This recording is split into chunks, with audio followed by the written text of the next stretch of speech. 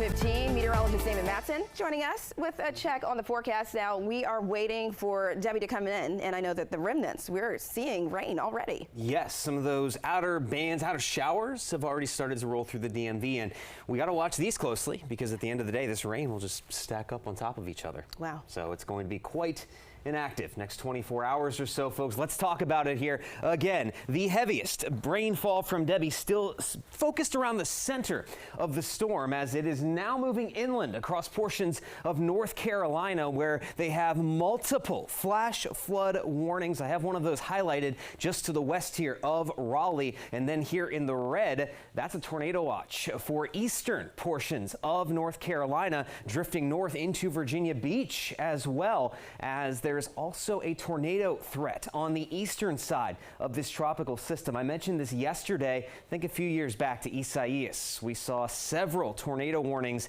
across the eastern half of the DMV. We could end up running into a few possible spin-up tornadoes as well from this tropical system. Now, for the time being, that is not our concern. It's about tracking these tropical rain bands as they come through here this afternoon. Again, we've just had some lighter showers, some occasional steady rainfall here and there, but the activity is starting to pick up, especially across Virginia, drifting up toward the Allegheny front. Prince William County seeing the bulk of this steadier rainfall stretching from Manassas down toward Dale City in the I-95 corridor. The yellows and the reds on the map indicating that heavier rain that can move through at a very quick pace, but drop down a good amount of rainfall in a short amount of time. And then one of those steadier batches drifted across the I-81 corridor from Woodstock to Winchester. And as it moves into the mountains of western Maryland and West Virginia, it's lightening up, but there already has been some rainfall in some of these locations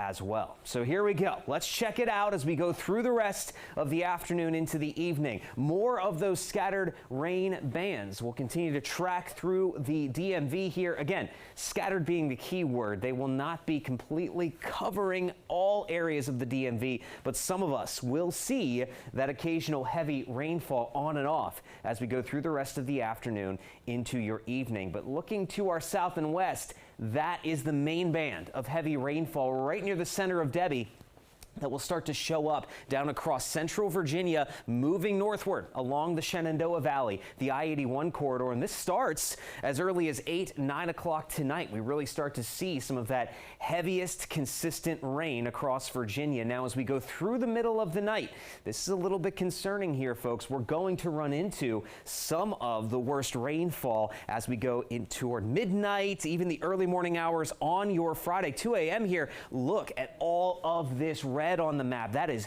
torrential rain moving into parts of Winchester, Martinsburg, Kaiser as well. So heads up, again, the heaviest rain is focusing across our western counties. Now, this will continue past sunrise into the start of the day on Friday. And while the I-95 corridor, the DC Metro, misses out on some of this heaviest rain overnight, well, we'll start to see that heavy rainfall pivot east as we head through your Friday morning into your Friday afternoon. That heavy rain will hit some of our eastern counties, the DC Metro included. And at this time, we'll be on the eastern side of Debbie's remnants, and there could be that threat again of a few spin-up tornadoes before all starts to wrap up and calm down as we head throughout the afternoon and evening on Friday. Now, rainfall totals here, folks. Again, there's going to be a wide spread. Lower amounts will be likely to the east, but look at some of these totals off to the west. 3 to 5 inches of rain on average, with isolated, localized totals up to 6, potentially 7 inches